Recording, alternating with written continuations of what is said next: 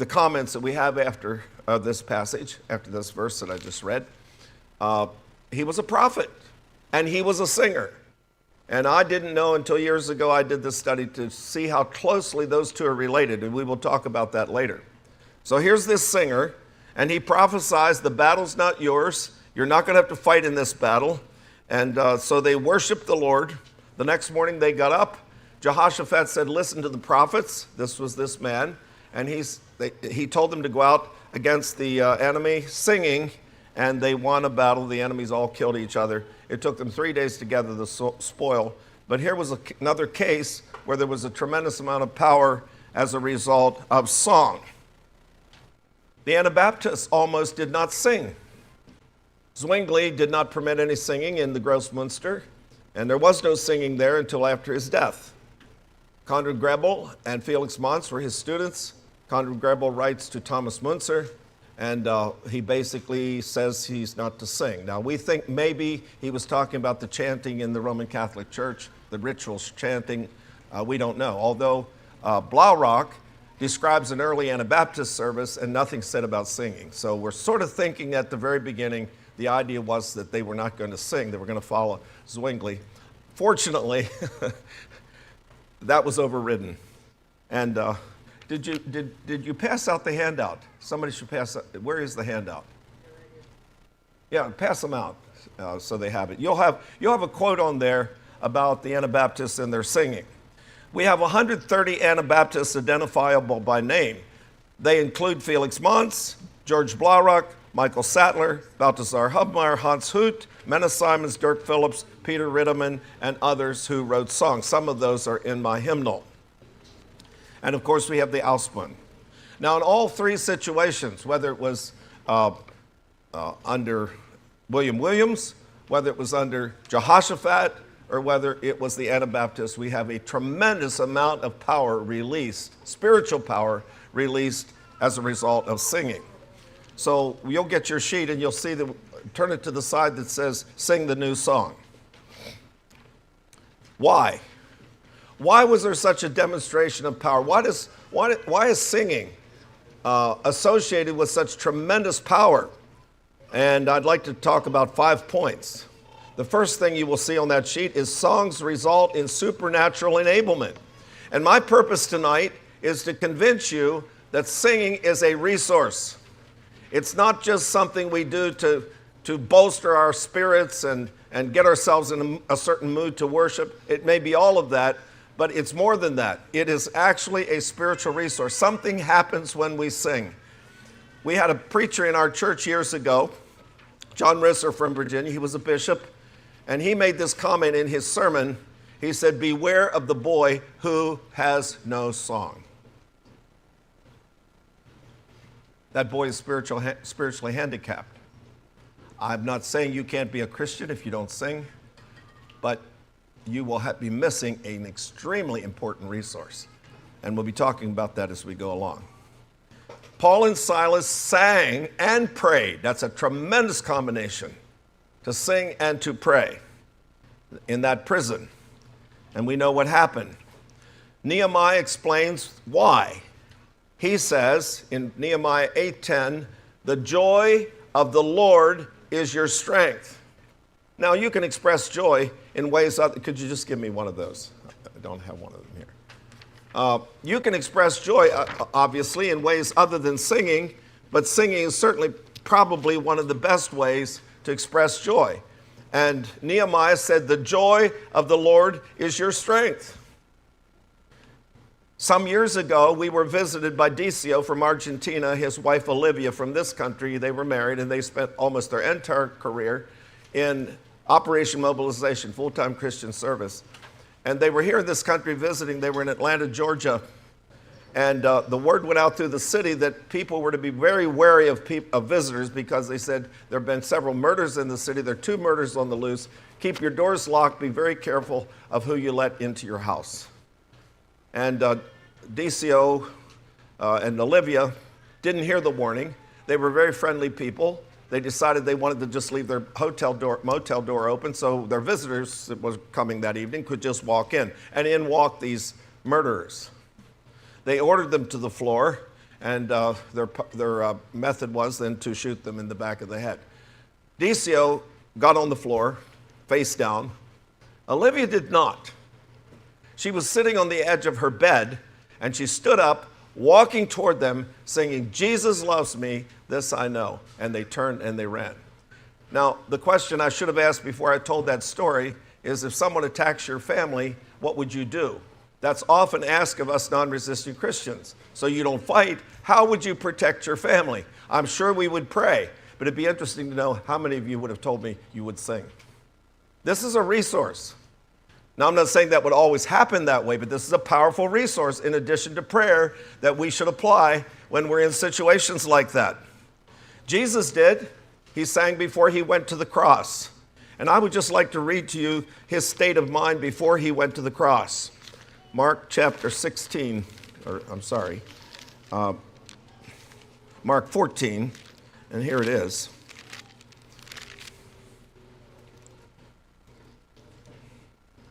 "And he taketh with him Peter and James and John, and he began to be sore amazed."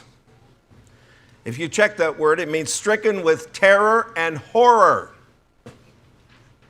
and very heavy, desperately depressed. Now, we don't usually think of Jesus that way. But the meaning of those words is that when he was facing the cross, he was filled with horror and terror and desperately depressed, just like you would be if you knew you were going to be crucified. After all, this was his humanity. And so how did he counter it? One of the things he did, of course, was he prayed with his disciples. And then as they left the garden, they sang a hymn. And I don't think that was a simple little hymn either. It probably was the great Hallel, Psalm 113 to 118. That's a passage you can read. He would have been singing about the steadfast love of his Father, his faithfulness, and all the characteristics that his Father could add to him to strengthen him. And we know that then when he went out of the garden, he was struggling in the garden, sweating great drops of blood, but when he left the garden, it was with perfect poise, perfect control. It was the disciples that got frustrated because they didn't pray, and I guess they sang with him as they went out. But this was the resource that he applied. And it wasn't just protocol. It was something he did to prepare himself for this tremendous experience of crucifixion. So, songs result in supernatural enablement. So if you're in a situation where you need special power and special enablement and special protection, sing. It's a resource. Very clearly, it's a resource. Jesus used it. The second thing we see here is songs cause God to dwell in our experience. And I have the scripture that says, God dwells in the praises of his people, Psalm 22:3, one of the Psalms we looked at this morning. Now, David knew that. David knew that the song was a way to have God dwell in his experience. And one of the first things he did after he was anointed king was he established temple worship. And along with that temple worship was 4,000 men, paid musicians, to sing full-time in the temple. Why? Probably there was nobody there to listen during the day. Because I believe David realized that if he wanted God to be in the center of his kingdom, the very best thing he could do was to have continual song in Jerusalem, in the temple. I don't know if when he was out there on those hills, he connected the songs that he was playing and singing with his power over the lion and power over the bear. I don't know. But somehow David realized that if he wanted God's presence, he should be singing in the center of his kingdom. 4,000 paid musicians to sing full time, 280 of those specially trained to go out and teach the nation to sing. David was interested in having a singing nation because he believed, I think, and he put it there in his Psalms, so he obviously believed that God's presence was where his song was. After all, God is the person who designed singing. He loves singing. When he hears his song sung by people that have the true heart that they should have in singing, he's attracted, and he comes and dwells there. And so let's use this as a resource. When Solomon dedicated the temple, we know that God's presence became so real in that experience that people had to leave the temple. The temple was filled with the presence of God. look what was happening right before that. The singing began. And they're just example after example of this as a tremendous resource. Number 3, songs speak to the world of the Spirit. And for this one, I'd like for you to turn to 2 Kings chapter 3, verses 14 and 15. In this particular case, Judah and Israel and Edom were going out against Moab. And they ran out of water. And you can't fight a battle very well with a dehydrated army. And so they asked for Elisha to come and help them. This is 2 Kings 3, 14 and 15. Somehow I'm having trouble finding this.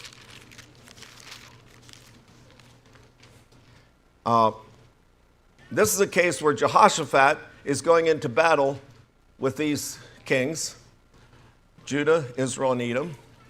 And of course, Israel was a heathen nation at this point. Jehoram, the son of Ahab, was the king, and he and Jehoshaphat were going into battle together. Now, I don't know if you've ever wondered why Jehoshaphat was always making cause with those northern kings. I kind of think Jehoshaphat never accepted the divided kingdom, and he was hoping somehow to put it back together, which was very foolish, of course. So he was going into battle with this northern king, this wicked king Jehoram, and now Elisha says to them, when they call him to help them, he says, "As the Lord of hosts liveth before whom I stand, surely were it not that I regard the presence of Jehoshaphat the king of Judah, I would not look toward thee nor see thee, but now bring me a minstrel." And it came to pass when the minstrel played that the hand of God came upon him and he prophesied. Isn't that interesting? Prophecy related to music. Well, that shouldn't surprise us, because if you go to 1 Chronicles 25:1, it says that David had these 3 counselors, his special counselors, prophesy with music. It says these 3 men prophesied with harps and psalteries and cymbals. So this is very interesting. Music gives us a prophetic gift. The Bible says, "Blessed are they that know the joyful sound. They shall walk, O Lord, in the light of thy countenance." It means they will have light on their path. They will have a prophetic understanding of how they should walk. That's amazing to me. And as I look back over my life, I would say that singing, music, has been an extremely important part of whatever success I have had in life. Spirits respond to song. And so if you want prophetic insight, sing, okay? Songs inspire prophetic insight and wisdom. People like David understood this. They understood that singing was not an optional activity. It was a powerful spiritual resource alongside prayer. The non-singer is spiritually handicapped. He can be a Christian, he will have a certain amount of success, but if he would add this to his arsenal of equipment, he would be even more powerfully equipped to do the work of Christ. And I'm not just talking about singing in the church. I'm talking about ordinary work and play. It's said that the Anabaptists sang as they went about their work if they were in situations where that was not too dangerous to do. The 5th thing I have on that sheet is song is important to God. God is a singer. It says, "The Lord thy God in the midst of thee is mighty. He will save. He will rejoice over thee with joy. He will rest in his love. He will joy over thee with singing." What do you think it sounds like to hear God sing? I kind of think maybe my son Jeffrey has already heard that, and he's probably saying, "Wait till Dad hears this." I can't imagine. But it says, "He will joy." We will hear him singing over us with joy. David was a man after God's own heart. Was this part of it? God's a singer. David was a singer with all the power of that resource.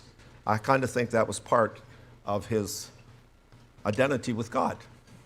A man after God's own heart.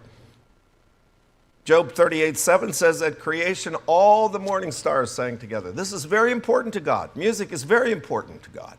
There are 300 references to song in the Bible, and most of them are commands. Sing unto the Lord. And we Mennonites, we are biblicists.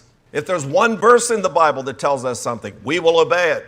And here we have all these verses, dozens of them, that doesn't say, "I suggest that you sing unto the Lord." It says, "Sing unto the Lord." And that's why I believe every person can learn to sing unless they're deaf. A deaf person can learn to sing, but having assumed that you have ears that can hear, you can learn to sing whatever you can hear, by the way. And if somebody says I'm tone deaf, I go, did you hear the difference? Oh, yeah. Well, then you can sing. Because you can sing anything you can hear. And people who don't sing are people who just simply haven't had ear training. They haven't trained their ear and their voice to match those tones. By the way, the best training you can give for your children for ear training is a singing mother. When they come to church, they hear parts. They're not going to hear the pure melodies and get their ear trained to isolated tones. In the schools where I taught, I said children were not permitted to sing parts until 5th grade. Those first 4 grades, there were still children that needed ear training, and I wanted just melody. And the fact of the matter is, children are not anxious to sing parts. We adults want the children to sing parts. They are perfectly satisfied just to sing melody. They just love to sing. And so I had the great fortune to have a singing mother. She was always singing. I tell people when my mother wasn't singing, she was either sick or one of us was in trouble. She sang, and she had a fabulous memory. We had the church hymnal. We probably didn't sing more than about 1/3 of the songs in that book, and she knew most of them by heart. And so not only did she train my ear with music, she gave me a memory of almost all the familiar songs in that book. I, at least at one time, could have sung them pretty much from memory. So sing unto the Lord. And mothers, sing. When you put on a recording, usually that has other voices. It has other instruments. And the child does not hear the pure tone. My mom had no idea she was giving her 11 children the very best ear training that she could have given us. Dad was the singer. He was the one that knew music. My mom couldn't read a part. She couldn't read music. She didn't sing alto, but she sang a good, clear soprano, and she loved to sing. And she trained all her children to sing while she was singing and had no clue what she was doing. All right. David. It took David over 70 songs to express all that was in his heart toward God. He was a singer, all right? And the subject that he sang about, and we should sing about, what's the new song about? What's the subject? Salvation. Turn to Psalm 96. Psalm 96. Here you have 3 commands to sing in 2 verses. Oh, sing unto the Lord a new song. That tells us what we should sing. Sing unto the Lord all the earth. It tells who should sing. Sing unto the Lord, bless his name. Show forth his salvation from day to day. Salvation is the theme of our song. God salvages our bad situations. And like the Apostle Paul said, I know this shall turn. We talked about that earlier today. And that's what our song is about. God's ability and God's activity in our lives, turning bad situations into good situations. He saves us from sin, but he also saves us in many other situations in life. We have those instances where we know it was God who delivered us, and that is our song. He is a salvation-bearing God. Turn to Psalm 100. Psalm 100. Make a joyful noise unto the Lord, all ye lands. Serve the Lord with gladness. Come before his presence with singing. If you look on the front of that hymnal, it says, come before his presence with singing. And there's a reason for that. Because in those days, when the Bible was written, there were kings. And if you went to have an audience with the king, you didn't just rush into his presence and say, oh, king, I want you. No. You brought the very best gift you could bring. And you gave that gift to the king. And then you made your request. I'm not going to ask you, but I wonder I will ask you, but you don't need to raise your hands. How many of you have your devotions and you don't sing before you do it? That's rude. That is rude. You're coming before the greatest king without a song. And he says, this is the prescribed gift I want from you. If you're going to come into my presence, I want a song. Come before his presence with singing. And as if we missed the point, it says in verse 4, enter into his gates with thanksgiving and into his courts with praise. Now, I'm not going to fault you too much because it wasn't too many years ago I did the same thing.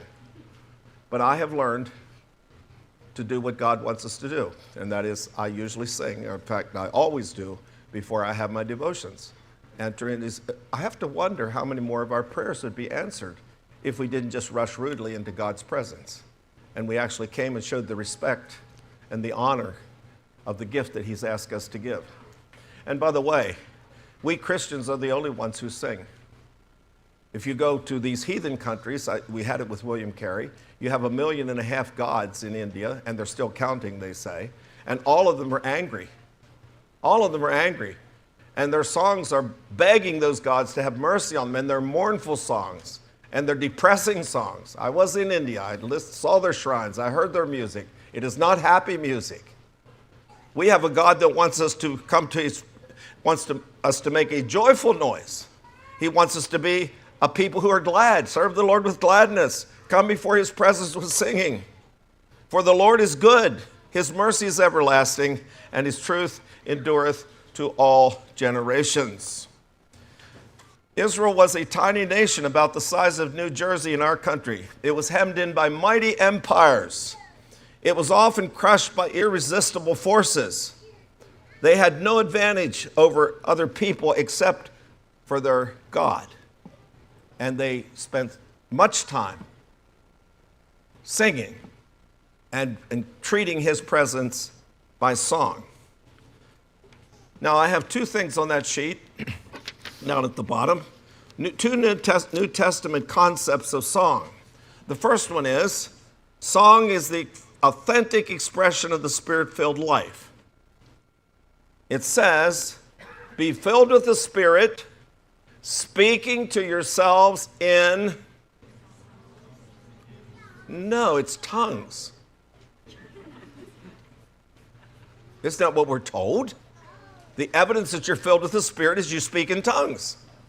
And that's right where the Holy Spirit should have put it. It says, speaking to yourselves in...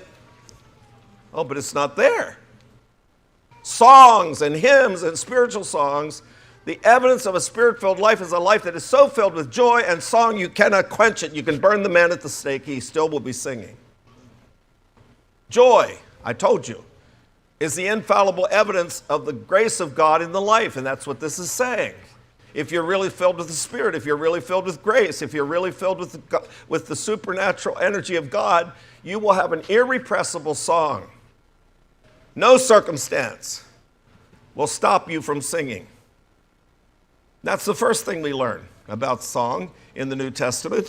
The second thing we learned is song is the New Testament counterpart of Old Testament sacrifices. Here's the verse.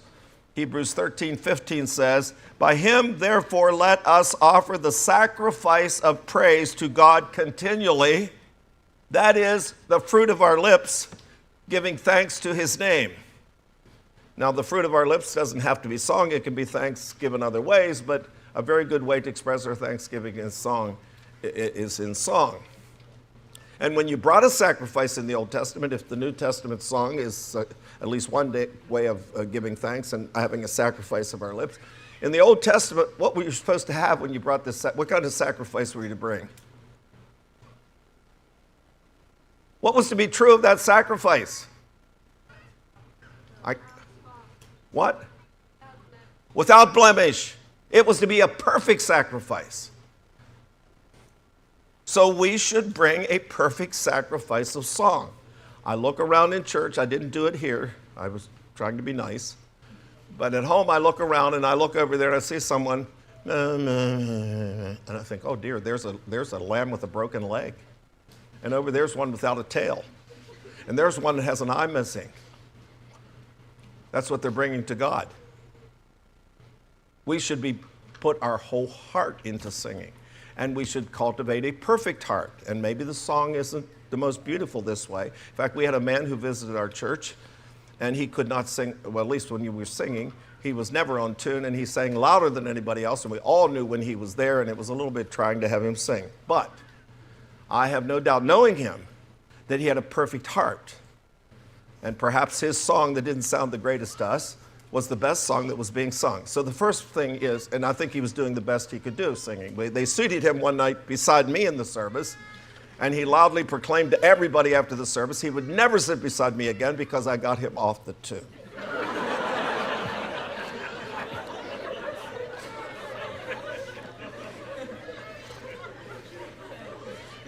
But we are to bring a perfect sacrifice. And I think we can even take it a little bit further. We should cultivate the very best voice, the very best presentation we can, but certainly a heart that's pure and an exuberant participation in the song from the first note. And it irks me. It grieves me, I should say.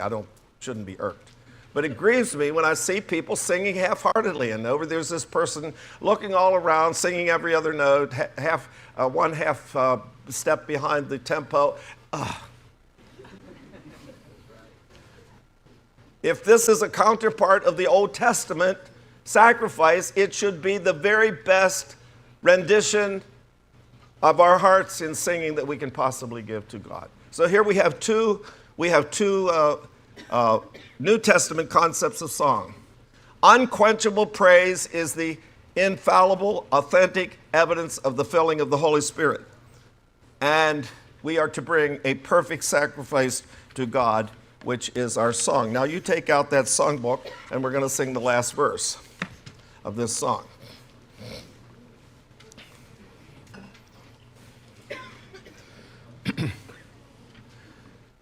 Now, the Quakers don't sing usually. We know they believe in silent services, but if you ask them why they don't sing, among other things, they will say this: most people are lying when they sing. And we don't want to have a church activity that gets people lying. Think about it. I will go with thee all the way. All of thy bidding will obey. Now to the world I bid farewell. Broken forever its deep spell. Take my life and let it be. And I think most people mean just what that says. Take my life and let it be.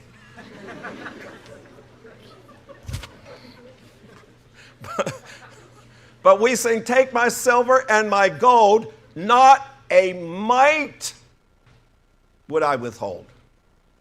It's amazing what we sing. And so the Quakers say, better not have people singing, because when you sing those songs, you're going to have a whole bunch of people lying. Now, what you're going to sing in this song is in the last part of the last stanza. You're going to sing, songs of praises I will ever sing to thee. You're promising God you're going to give him continual praise. Now, I hope you all can sing, but if that's not going to be an honest statement, you might want to consider not singing. But anyway, that's what you're going to be promising in this song, that you're going to be involved in continual, perpetual praise. You will ever give praise to him. All right, let's sing the last verse. Do so when I tread the verge of Jordan, bid my anxious fears subside. Bear me through the swelling current, let me safe on Canaan's side. Songs of praises, I will ever sing to thee, I will ever sing to thee. Now you can turn your hand over. Profile the new song. Profile is the outline of something. You've all seen silhouettes. That's the profile of a person's face. So we want to take a look at what does the new song look like. There's so much confusion on this issue that I think we need to get some basic principles here so we can make some evaluation of the music we listen to and the music we sing.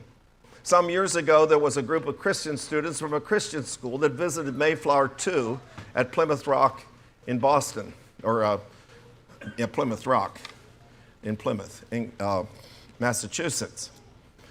Now, I visited there not too long ago, and that was an awful small space for 100 people, plus their cows and their pigs and their sheep, whatever they brought along, was all in that little space for 2 whole months. How many have ever gotten on that reconstructed Mayflower 2? Of course, here in Canada, that doesn't mean anything to you people, but So one of the students said to the guide, well, what did they do 2 months in this crowded space? She said, well, they spent most of the time singing. And then she made this interesting comment. She said, during the week, they could sing those songs however they wanted to sing them. What she meant was harmony if they wanted. That's basically what they did differently. But she said on Sunday, they were permitted only to sing the melody. Now, that's strange to us that a church would have had that kind of rule about singing, because at this point, the church is given very little authority to say much about music. But there was a time in history when people had rules about singing. And to the Greek people, it was very important what kind of songs. Did you notice there at the top? Andrew Fletcher, who was a British politician, I think Scottish politician, said, let us write the words to the music of a nation, and we care not who writes its laws. I personally believe that it was the music of our two nations that has destroyed our societies. Because people give all kinds of other reasons, but it was the music, I believe, beating away for the past 60 years. And the Beatles said, our music is designed for two things: to create rebellion and to remove all the inhibitions for sex. So people can be uninhibited in that area of their life. And we all know that's exactly what we have. We have two nations filled with rebellion and uninhibited sexual activity. And I believe it was the music that did it. And the Greek people somehow understood the power of music. Look what Plato said, who was the student of Socrates. The introduction of a new kind of music must be shunned as imperiling the whole state, since the styles of music are never disturbed without affecting the most important political institutions. And Aristotle, his student, became even more specific. Music directly represents the passions or states of the soul. If one listens to the wrong kind of music, he will become the wrong kind of person. So what kind of song are we going to sing? Well, I want to convince you, first of all, that music is not amoral. That is, it has no effect, the music itself. I'm going to give you two little melodies, and then I'm going to ask you a question. Here's the first one. La la la, la la la, la la la, la la la la. Here's the second one. Do, do, do, do, do, do, do. Which one would you use if you were putting your children to bed? How many would use the second one? Well, if you'd have put your hand up, I'd have said you might as well leave. You're not going to get anything out of this session. Music has an effect. It has its own message. Somebody says the medium is the message. And it certainly is with music. Listen to this. We have a song that says, I was sinking deep in sin, far from the peaceful shore. But this is the music that we put with it. I was sinking deep in sin, far from the peaceful shore.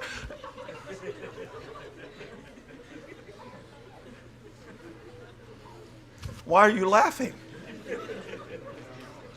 That's not how I want to sing about sin. Now, I did put that in my book because it fits all the other stanzas. All my life to it. But when I sing that first part, I always, ooh. Music has its own message. And many times people are singing holy, holy, holy, and the music is saying rebel, rebel, rebel. That's the problem. That's the problem. The music is probably the most powerful part than the lyrics. I read Rick Warren's book one time, and I didn't read the whole book. I got to the place where Rick Warren said, music is amoral. It only matters what kind of lyrics you have. And I thought, if Rick Warren doesn't understand any more than that, I'm not sure I really want to learn anything more from him. Because there's nothing more obvious than what I just am telling you, and that is that music has a very powerful message all by itself. Now, from the very beginning, the church was very concerned about music. They knew that the heathen had metered music, and they danced, and they had their sensual activities with that beat. And so for 1,000 years, the church required, I told you the other day, that if we are going to get any perspective on anything, we need to point in the past so we can project into the future. So I'm giving you a little bit of history tonight to help you understand where we've come from with music as far as the church is concerned. So we're looking here at the past. And for 1,000 years, I'm going to play you a plain song. For 1,000 years, the church required that all church music be like what you're going to hear. It has no meter. You can't tap your foot to it. It'd be impossible to dance to it. And the church said, the world has metered music. We know what they do with it. It has a beat to it. You can dance to it. And so we're not going to have any of that. Church music will be without meter. It will have no possibilities for sensuality. It will be a plain song. And now you may play it.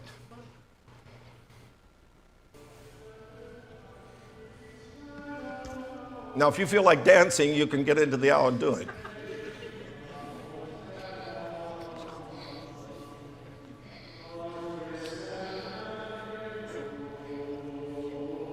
You might try tapping your foot. It's not working too well, Brother James.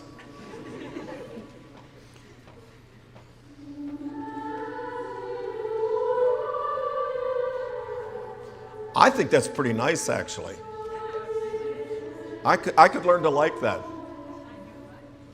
You're shaking your head, Karen. You love it. Okay.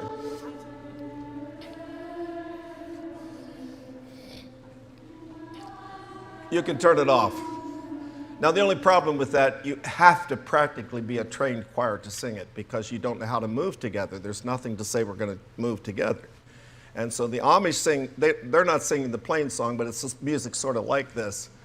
And they have to actually memorize how they're going to move, and they memorize their movements in those songs. So I'm all for having some meter for the reason I just gave. We can take a new song, we know exactly what value to give each note, and we can all sing together. But the point I'm trying to make is we have now taken on something that requires that we take on some responsibility because it has a danger to it that I've just pointed out to you. It can get out of hand. And my music teacher at Shippensburg University, dear Mrs. Applegate, Dr. Applegate, she would say, and she was an Episcopalian, she was not a Mennonite, she said, John, the beat has swallowed up the song. That's how she described modern music. Now, we jump ahead to the Reformation, and it was at the Reformation that meter came in. Came in with Luther. Believe it or not, Calvin permitted it down at Geneva. And if you want to sing one of Calvin's songs, turn to number 80 in your hymnal. This is a Genevan tune. This is the kind of tunes they were singing at Geneva.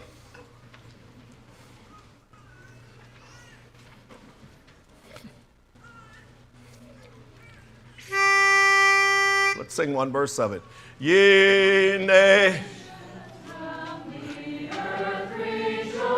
Now you can tap your feet.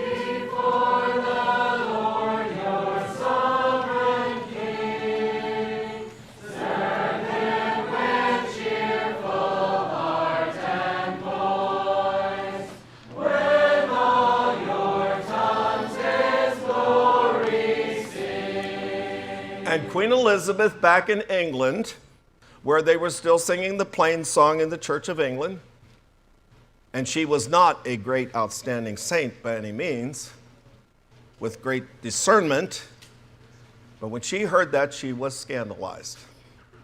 She said, those people down there in Geneva are dancing. These are Geneva jigs. Karen, I told you I was going to tell you this was a bad song. Now, we've come a long ways. Nothing wrong with that song, nothing wrong at all with that song, but it does have a meter.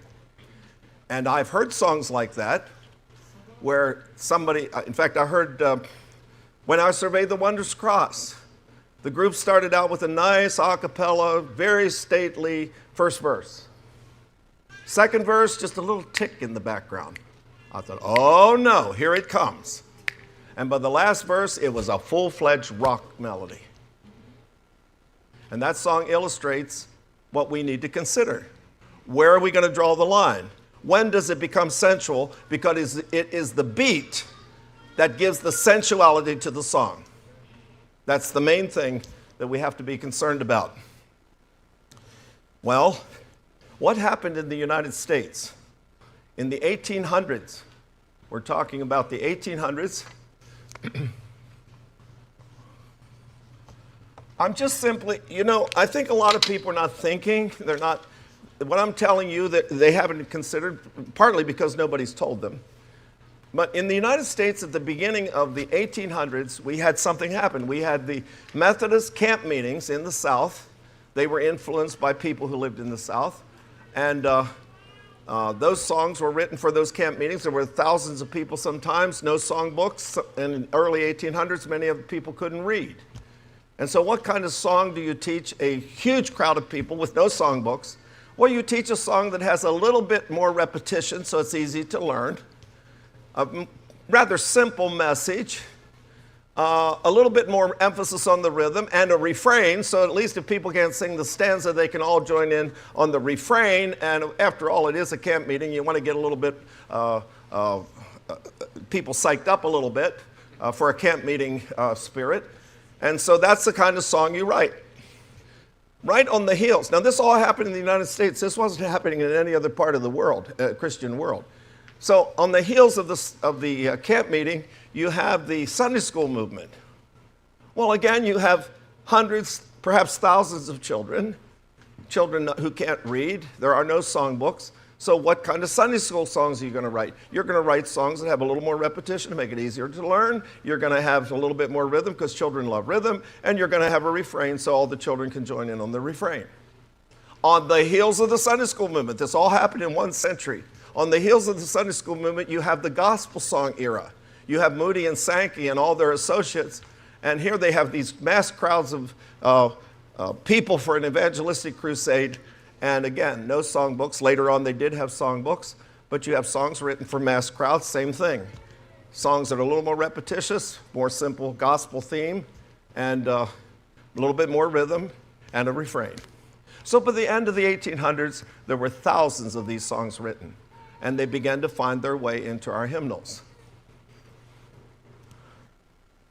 Lowell Mason, who was a professional musician in that time, when he first was realizing what was happening, he said, if this trend continues, it will corrupt church music. If Lowell Mason were living today, he would say, I told you so.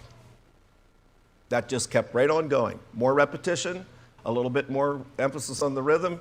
It got stronger and stronger and stronger, and now we have contemporary Christian music. I'm trying to show you, we have decisions to make, and they're very clear concepts that we need to use to guide our decisions. The music was not the only problem with the gospel song. The gospel song had a theological problem.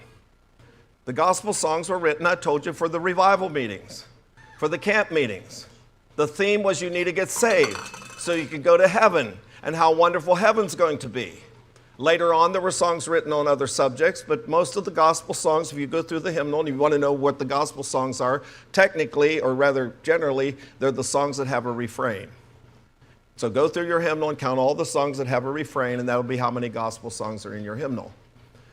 But they were written for revivals. They were written for evangelism. They are very narrow in their theology. I want to sing about getting saved. I want to sing about going to heaven. I want to sing about heaven. But I also want to sing about suffering, cross-bearing, obedience, discipleship, non-resistance, non-conformity. I want to sing the full range of Christian experience. And because of that emphasis, I honestly think the gospel song played a huge role in shifting the theology of our churches toward a save me gospel rather than a kingdom gospel.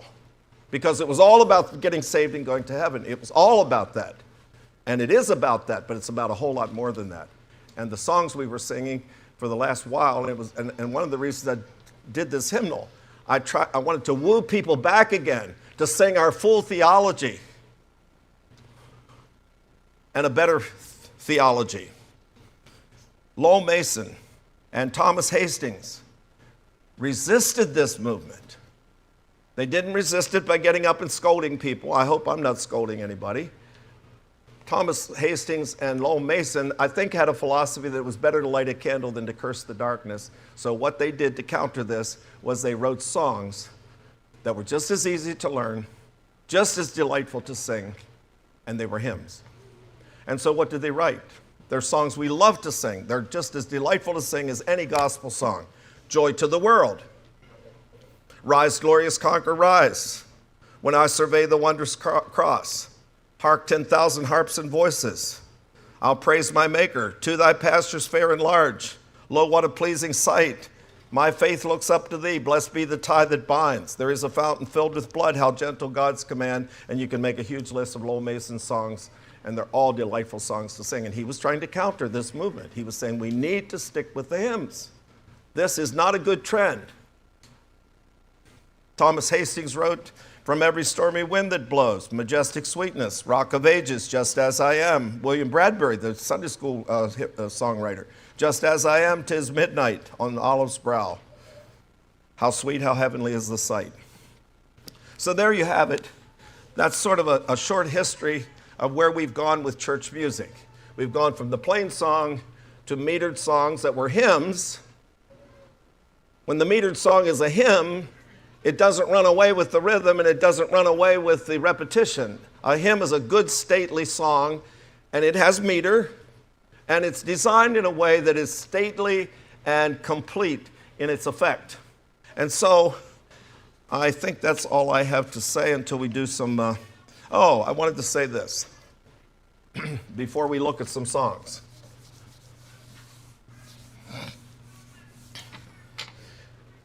As a student at Shippensburg University, I was required to take composition and speech and all that stuff.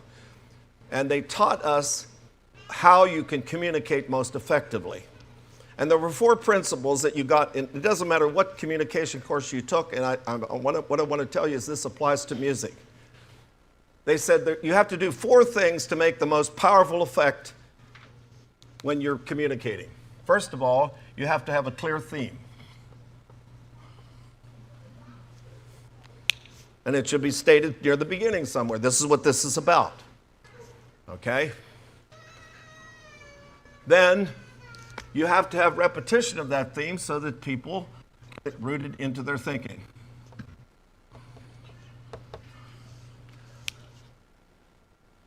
And so it has to be repeated. Okay? But if you just repeat it and repeat it and repeat it the same way, the same time, you'll be like the preacher who was on his way home from church, and he said to his wife, I don't know if they agreed with my message. And she said, honey, I know they agreed because all of them were nodding. So you have to have some variety. That does a lot of things. First of all, it makes it more interesting. Secondly, it broadens the theme. It looks at it from different angles.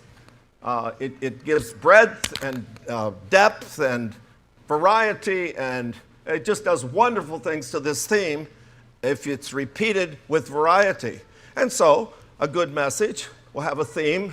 I'm going to preach today on such and such, and then there'll be 3 points related to that theme, but each of them is a different aspect bringing out that same theme. And then finally, you need to have a conclusion. The problem with the kind of music people are doing today, it just has piles of this. I go into a store and I have my family with me, and we just stop. We just stand there and I say, now you listen to this music. In the first place, it has no melody to speak of, and it just repeats and repeats and repeats, and it doesn't go anywhere. That's not good music. That's not even a good way to communicate. It has to have a beat or something to appeal to the body because there's nothing appealing much to the mind.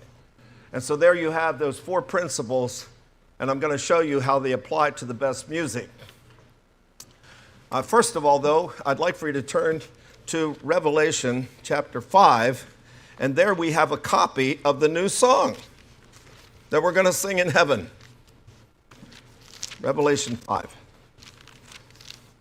You have it there on your sheet, the profile of the new song sung in heaven. It's the sonata form with 3 or 4 movements and contrasting style, and that's the classical style. You have the exposition where the theme is presented. You have the development with the theme in new forms, and you have the recapitulation where the theme is restated or there's a conclusion. That's what all classical music does. It does exactly what good communication should do. Joyful, joyful, we adore thee. Beethoven's Ninth. And if you listen to Beethoven's Ninth, that theme comes back again and again in many, many different forms. And that's why it's classical music, because it has timeless appeal. People in all parts of history say that's good music, and it endures. And that's another thing I'd like to say. If we say we have eternal life, what we do today still makes sense tomorrow and the next day and the next week and the next year and 10 years from now and 100 years from now. Why would we be singing music that's here today and gone tomorrow if we claim to be people of eternal life with some sort of permanence in our experience? All right, here's the new song, starting in verse 8, starting in verse 9.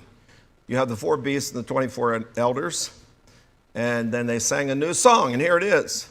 Thou art worthy to take the book, to open the seals thereof, for thou wast slain, and hast redeemed us to God by thy blood out of every kindred, tongue, and people and nation, and hast made us unto our God kings and priests, and we shall reign on the earth. So the theme is Christ is worthy. And the first variation on the theme is, why is he worthy? Well, he did all this. He redeemed us. We're going to reign with him. So, verse 11. And I beheld, and I heard the voice of many angels round about the throne, and the beasts and the elders, and unto the number of them was 10,000 times 10,000 and thousands of thousands. So we have a development of the choir itself. It becomes much larger. And now what do we have? Worthy is the Lamb that was slain to receive power and riches and wisdom and strength and honor and glory and blessing.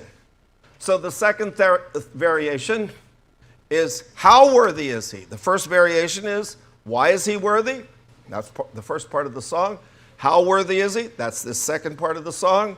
And then we have an increase in the choir. And every creature which is in heaven and on earth and under the earth, and such as are in the sea and all that are in them, heard I saying, blessing and honor and glory and power be unto him that sitteth upon the throne. That's some more repetition. And unto the Lamb. And here's the last part of the theme. Forever and ever. How long will this worthiness last? Forever. So here we have a theme. We have 3 variations of that theme. And it is a conclusion. Forever and ever.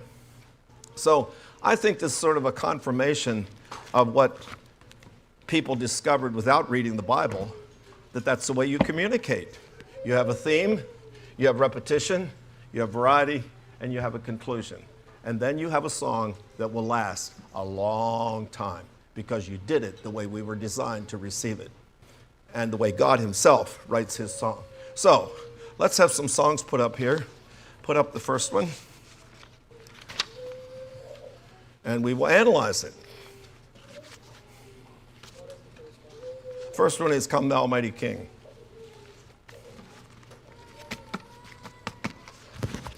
And I just realized that the battery on my laser is gone, almost. There it is. Just give us a minute here. What I want you to see is here's a song that was written 300 years ago. And when I was doing my hymnal, I had many, many hymnals I was working with, and I think this song appears in almost every hymnal after 300 years. I guarantee you that Honey in the Rock for You will not be in a hymnal 100 years from now.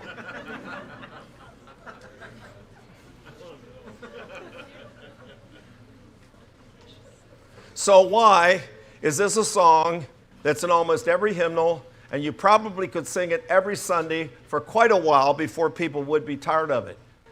And that's because it obeys this concept. Here we have a little theme. So, me, do. And then we have a little up and a down. And then we have a little bit more of an up and a down. And then we have the theme repeated. So, me, do. And here's your variety. It goes down to a so. And then you have this pattern repeated here again. And then you have an inversion of the theme, do, mi, so. You have the highest point of the soprano, which is your conclusion, and a highest point in the tenor, which is a double conclusion. And it's just a fabulous song. It has a theme, it has repetition, it has a conclusion, a double conclusion. And we're going to sing it. And you think about it. I'm sure you never thought about that. So now try to consciously think why it is this song has such tremendous appeal. There it is, written in 17 Come on, this thing finally is given out, unfortunately. All right, sorry about that. I really need it for the next song. Anyway, 1769. Almost 300 years people have been singing this song, and I guarantee you they will be singing it 300 years from now.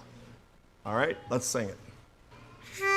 Do mi so, come thou almighty King, help us thy name to sing. Here comes the theme. Help us to variety. Father all glorious, o'er all victorious, come and reign over us. Isn't that delightful? Come thou incarnate Word, gird on thy mighty sword, our prayer attend, come and thy people bless, and give thy word success, Spirit of holiness on us descend. Last verse. To the great one in three, eternal praises be, and evermore his sovereign majesty may we in glory see, and to eternity love and adore. All right, put the next one up. Now, this is Lowell Mason, and Lowell Mason knew what he was doing. He wrote classical music. He deliberately made his music very simple. He could have written much more complicated music, but he was trying to make a point, and that is that you could write a song that is just as simple to sing, just as easy to learn, and just as delightful as any gospel song. And this is a song we love to sing. All right, what you have here, if I can get this thing to work. It won't go up that high. All right, there we go. You have a stepwise progression here. Do, mi, do, and they're quarters. You have, in the next one, you have a scale-wise progression. So, la, so, a dotted quarter, and an eighth. This is the same pattern as this. This is the same pattern as this, different notes. And then you have this, and I'll tell you in just a minute what this is. And then you have sort of an inversion of this pattern here. And then you have this, which is the same as that. You have this, which is the same as that. You have this, which is the same as that, and that, and that. And then you go toward the conclusion, and you have a double conclusion here. The interesting thing, what's going on here, is you have a key change.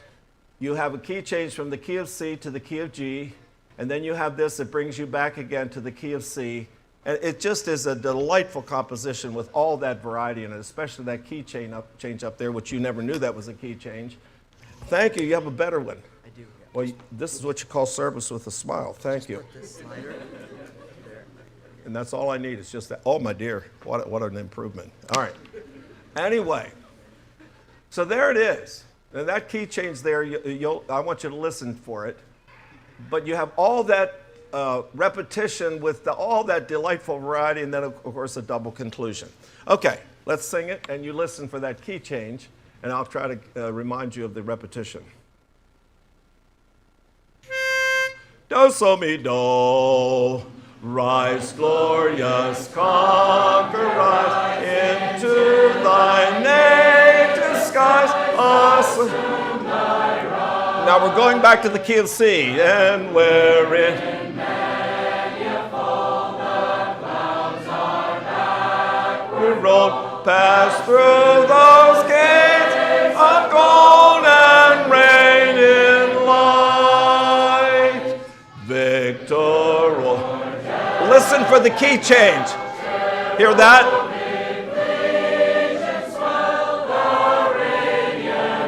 Back to the key of C.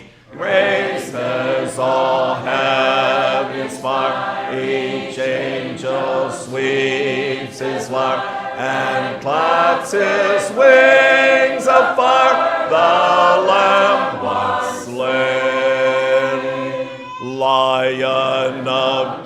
Listen to the key change.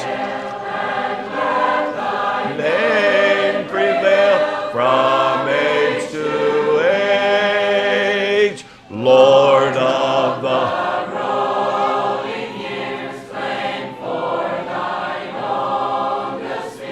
but with thy blood and tears, thy heritage. Can you put the next one up? You're doing a great job. Now, this is written by J.D. Brunk. J.D. Brunk was the editor of the church hymnal and also the earlier church and Sunday school hymnal. It's interesting. The church and Sunday school hymnal was our change from German to English. And the churches all got it. Now we're going to sing in English. But it wasn't just a language change. It came on the heels of the Moody Sankey revivals in the 1800s, at the end of those.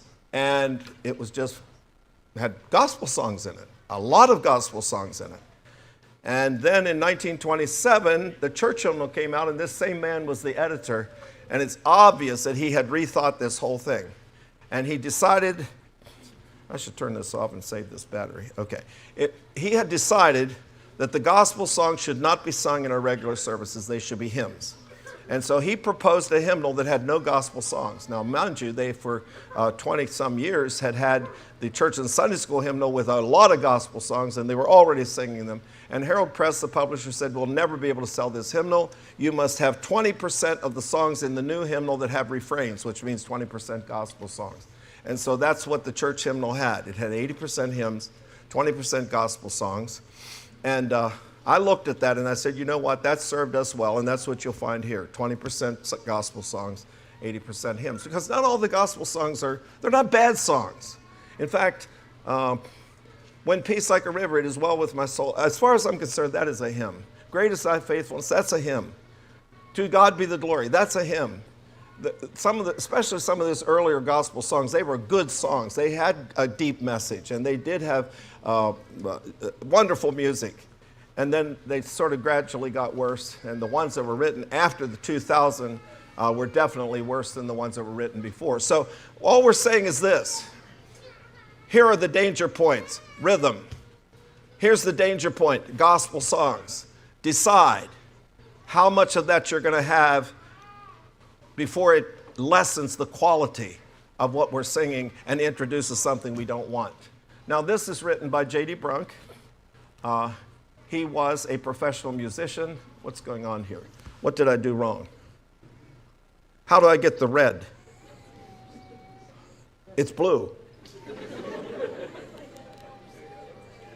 There, you got it. That's it? No, you go back.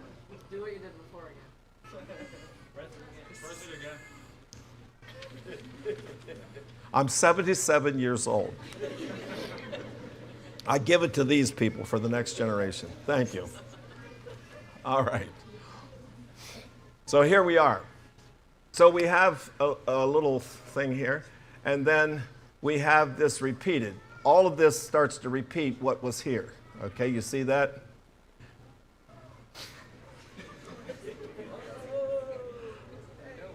I mean, obviously the devil doesn't want this presentation. All right, so here we start to repeat this, but then it starts doing something different. Only this part is repeated, and then it starts to head toward its conclusion. There's the highest point in the soprano. There's the highest point in the tenor, but this is really an interesting song. If you go home and play this on your piano, that is a dissonant chord, and then it becomes even more dissonant, and the purpose of dissonance, of course, is to introduce tension with the anticipation of it being resolved, and then it does resolve. The problem with a lot of CCM music, it builds tension with dissonance and doesn't ever resolve it. Okay, this gets resolved. I was listening. This tune was sung earlier, and I was listening to you altos. And you did a pretty good job. Most churches don't. Most churches, the altos can't handle this dissonance. They end up singing a do here instead of a re. And I cringe when that happens because this is the prettiest part of the song right here. So we're going to sing it, and I'm listening for you altos to give us a good, that helps to add. I call this a fireworks conclusion because you have a high point here, you have a high point here, and you have this wonderful dissonance that gets resolved. I sing this whole song for this part right here. All right, let's sing it. Oh, so great God, indulge my humble claim. Thou art my hope, my joy, my now we're going to repeat, but not quite. The glories that compose thy name stand all.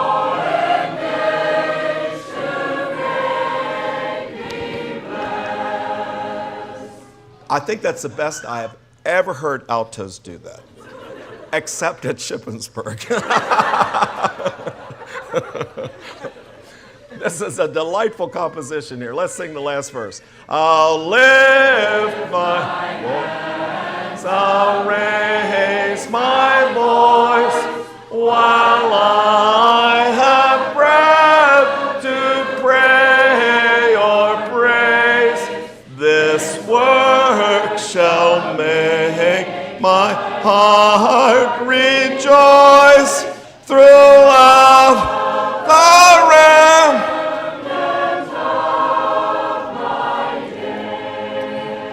They're getting good, my oh my. All right, turn to 141 in your hymnal. I don't have this on an overhead. This is Lowell Mason. And I'm just trying to show you how simple this composition can be. 141. And I know you like this song because I've heard you sing it. Okay, so you have a little theme, 3 do's, a half note with 2 quarter notes after it. And then you go over to the second half of that first line, you have 3 re's, a half note with quarter notes after it. And then you go to the second score, you have 3 do's, same thing. And you go to the end, you have 3 re's. You have the highest note in the soprano, the highest note in the tenor. Just a very simple little theme with some repetition and variety and a good conclusion. Now, some of the gospel songs have it, and to the extent that any song has any of these elements. Very few songs have all of them as well as the ones I showed you. But a song that has any endurance to it, look at Blessed Assurance, for instance. You're going to find elements of that in Blessed Assurance. The cheaper gospel songs, you're going to find almost none of that. It's going to be repetition, repetition, repetition, repetition, very weak conclusion, and very little variety.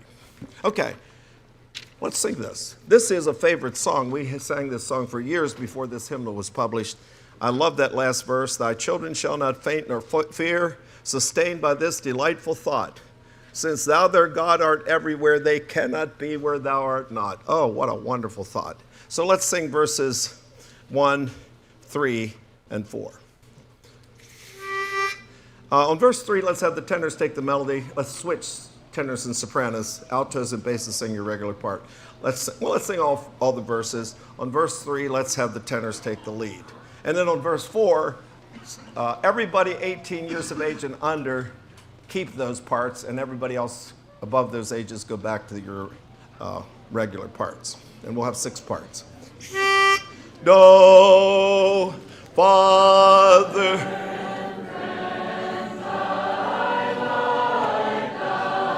Love beaming through all thy works we see.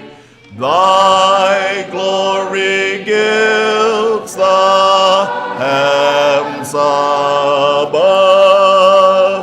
and all the earth is full of thee. Thy voice we hear,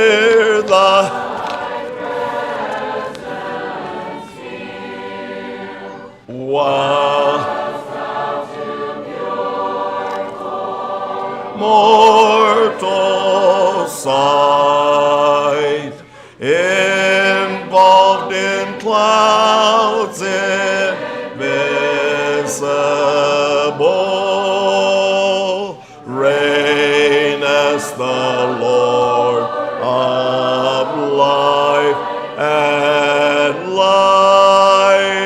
tenors. We know not part of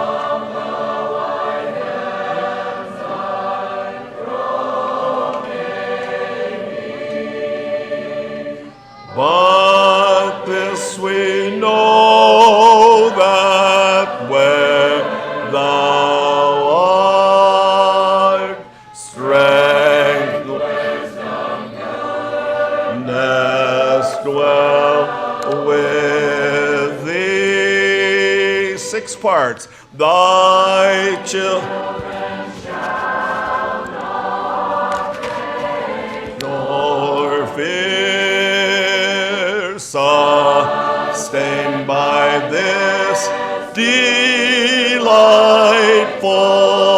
thought. Since thou their God art everywhere, they cannot be where thou art not. 643. Just a few hymn stories here at the end of a few things that I think would be interesting for you to know. Did I say 643? What did I say? Well, I was wrong. What I want is 683. Sorry. Now, you'll notice on the left-hand side, the words here were written by Adelaide Proctor. If you look at her dates at the back of the hymnal, you will see that she lived to be 39 years of age. And if you study her life, she was sick all her life, hardly had a day that she was not without pain. So what kind of song would you write? My God, I thank thee who hath made the earth so bright, so full of splendor and of joy, beauty, and light, so many glorious things there are noble and right. I thank thee too that thou hast made joy to abound, so many gentle thoughts and deeds circling us around, that in the darkest spot of earth some love is found. Even in the concentration camps, you read beautiful examples of people expressing love. The darkness could not suppress the light. I thank thee more that all our joy is touched with pain. Wow. That shadows fall on brightest hours, that thorns remain. I wouldn't have written that. But she explains why. So that earth's bliss may be our guide and not our chain. People who run after pleasure get themselves in bondage. And she said, I'm glad there's just enough sorrow, just enough pain, just enough thorns to keep us from running off into pleasure and bondage. I thank thee, Lord, that thou hast kept the best in store. We have enough, yet not too much to long for more. A yearning for a deeper peace not known before. I thank thee, Lord, that here our souls, though amply blessed, can never find, although they seek, a perfect rest, nor ever shall until they lean on Jesus' breast. But look at this, look at the music here. Notice there in that first line how the melody comes down, and we're all singing in unison. And then 4 notes in on the second score, the music comes down with a wonderful harmony. At the end of those lines, you have a la and then a re at the first line, and you have a la and a so at the end of the second line. And then the last line doesn't go up to those high notes. It's just sort of a reverie, like you sort of are reflecting on what you just sang as a conclusion. Let's sing verses 1, 3, and 5. Do so, my God, I thank thee who has made the earth so full of splendor and of joy, beauty. So many glorious things are here, noble and right. Verse 3, I thank thee more that all our joy is touched with pain, that shadows fall on brightest hours, that thorns remain, so that earth's bliss blameless may be our guide and not our chain. I thank thee, Lord, that here our souls, though amply blessed, can never find, although they seek a perfect rest, nor ever shall until they lean on Jesus' breast. Amen.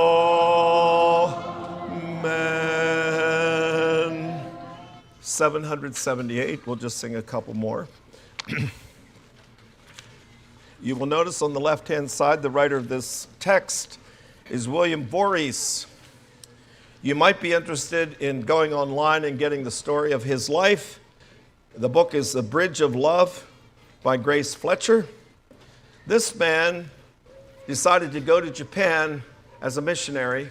He was an architect, an excellent architect. He had a good architect business. He gave it up. He went to Japan and married a Japanese princess.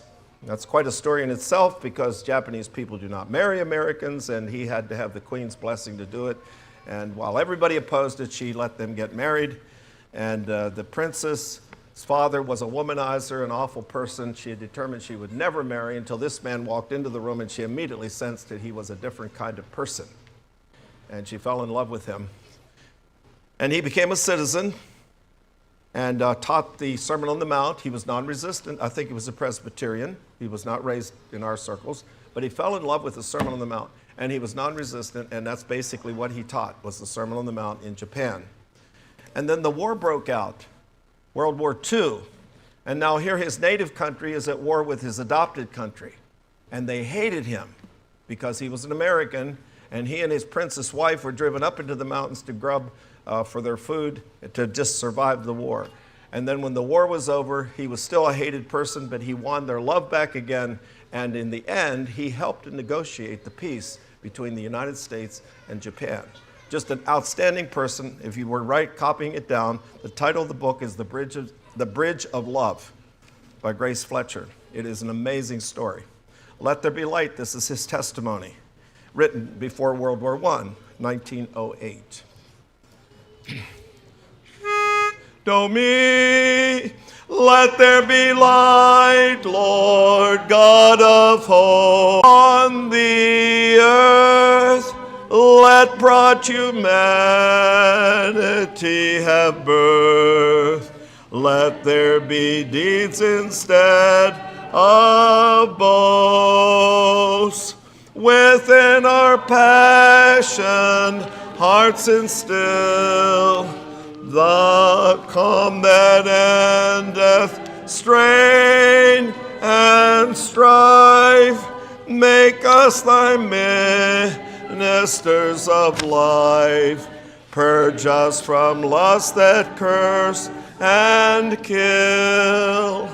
Give us the peace of vision clear, to see our brothers good, our own, to joy and suffer not alone.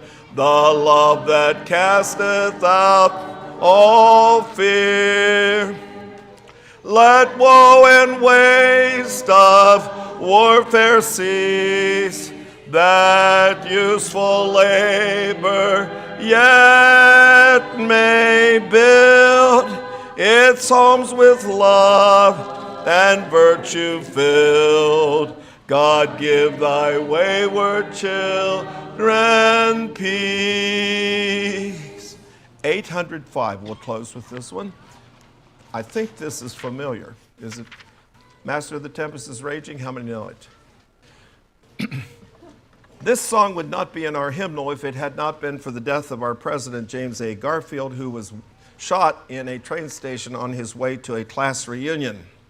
He lingered for some months, and the nation picked this song up. It was sung across the nation as a song of hope and pleading for this man's life. But it was written by Mary Ann Baker, she had a very unusual disease come into her family. Her parents died, and her whole family died except she and her brother. And her brother went west hoping for better health in the drier climate of the West, but it wasn't long till she got the telegram that he had died. And she became very bitter and very angry and railed against God. Why did you let this happen to me? I've served you with all my heart, and here's this horrible tragedy. I don't understand why it happened. And then she finally got control of herself. She repented, and this song is the result of her experience. And you see it in the second stanza. Master, with anguish of spirit, I bow in my grief today. The depths of my sad heart are troubled. Awaken and save, I pray. Torrents of sin and of anguish sweep o'er my sinking soul. And I perish, dear Master. Oh, hasten and take control. And of course, you know the refrain. So, this comes out of two tragedies.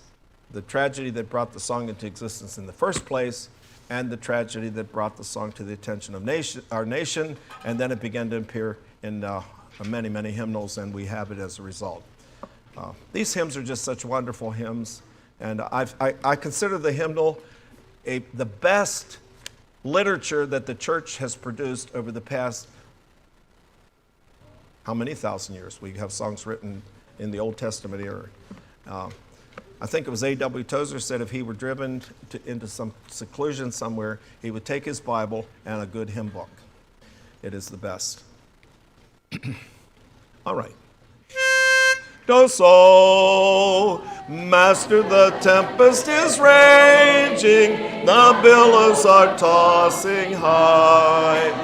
The sky is o'ershadowed with blackness, no shelter or help is nigh. Carest thou not that we perish, while canst thou lie asleep?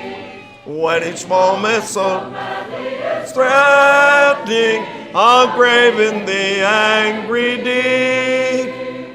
The winds and the waves shall obey my will. Peace be still.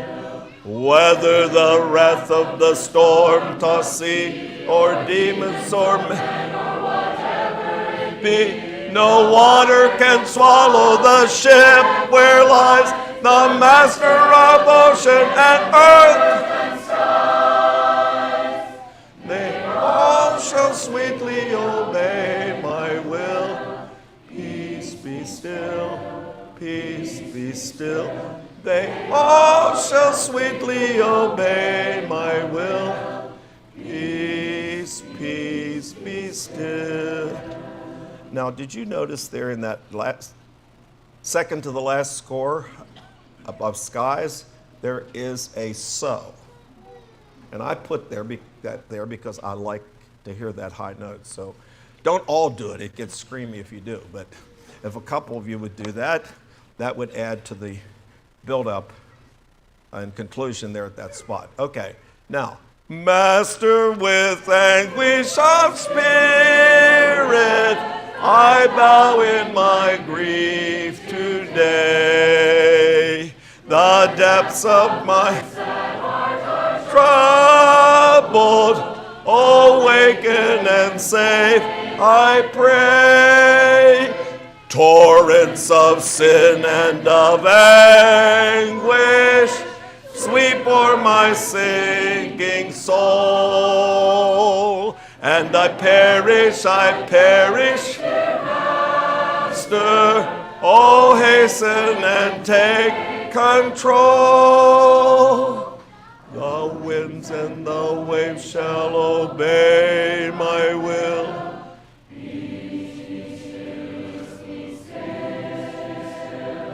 Whether the wrath of the storm-tossed sea, or demons, or men, or whatever it be, no water can swallow the ship where lies the Master of ocean and earth and skies.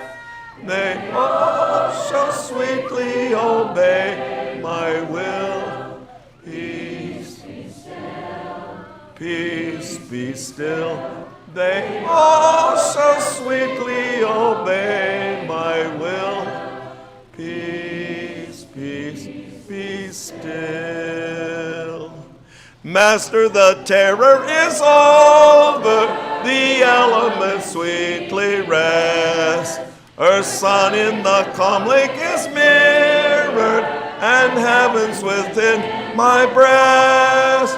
Linger, O blessed Redeemer, leave us alone no more, and with joy I shall harbor and rest on the blissful shore.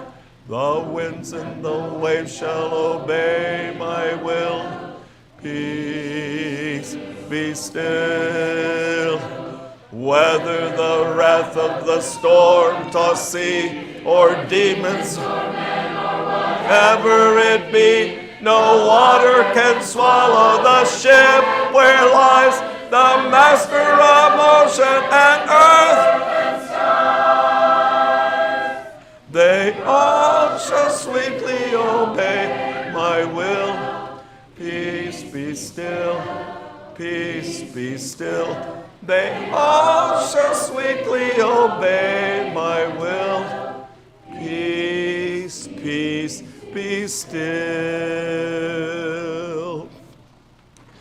The takeaway this evening, in addition to what I talked about in relation to the way songs are structured, is music, singing is a resource. Take it and use it. Read the introduction to the hymnal. Basically, what I said tonight is in that introduction. God bless you, and thank you so much for a very pleasant experience with your community. I thoroughly enjoyed it. I have many, many wonderful memories. God bless you.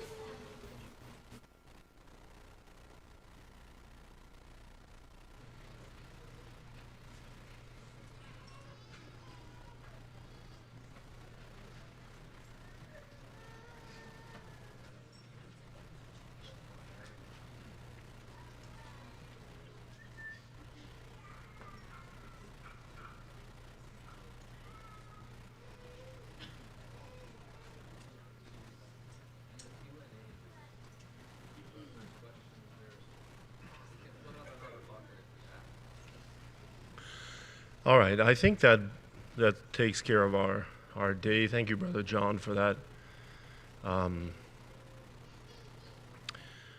message, and for that first part was very inspiring. The second part, if you're not musically in tune like I am, takes a little stretch to follow, but still enjoyed it.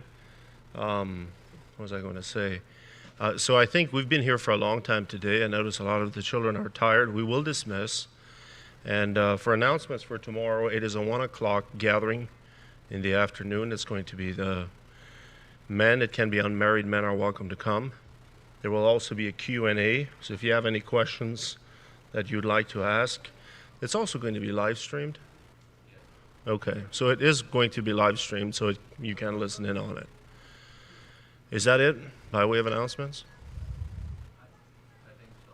You think so? There's nothing for the youth in the evening. I don't know if word got out. There was potentially supposed to be something maybe for the youth, but that's not happening. He's saying that there was something potentially happening with the youth in the evening, but that is not happening. So just to clarify. All right, let's pray and then we'll dismiss. Our gracious Heavenly Father, I pray that we would bring the sacrifice of praise into our lives, the fruit of our lips giving praise to His name. And I pray, Lord, that throughout this entire weekend of meetings here, that we would have the discipline to engage our wills into doing that which is right, that which we know to be true and right and good and pure and lovely, and the things that cause us to have virtue in life. We thank you for faithful men who gave us the scriptures and faithful men who gave us hymns to sing. They minister to us tremendously, Lord, and sometimes cut to the very depths of our souls. And so we thank you for those things. I pray that you would, in our day, raise up some good, solid hymn writers with some new hymns, some new expression to the old story. We ask that you would be with us this night as we go home. And I